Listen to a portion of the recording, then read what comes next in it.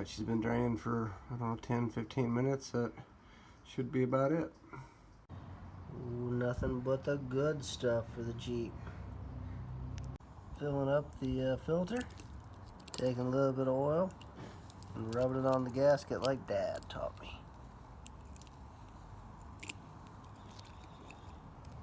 Well, some bunny just spilled an entire filter full of new oil as he fumbled getting it in.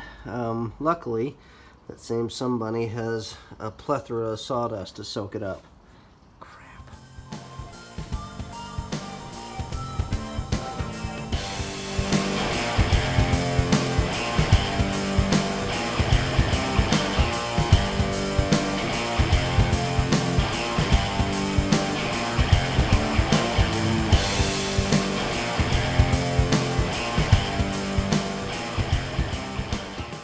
So this thing is great. I found it about 3 years ago on Amazon.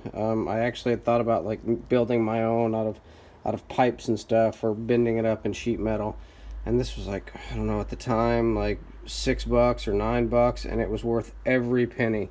So in the 3 years I've had it, I've saved, reclaimed almost a quart of oil from all the oil changes. So worth it.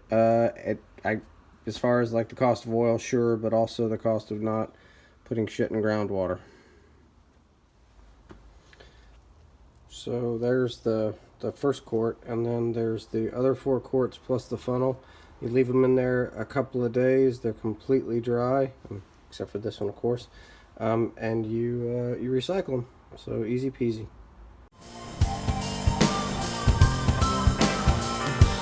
And that's what you like to see on the dipstick of a freshly changed 33-year-old vehicle.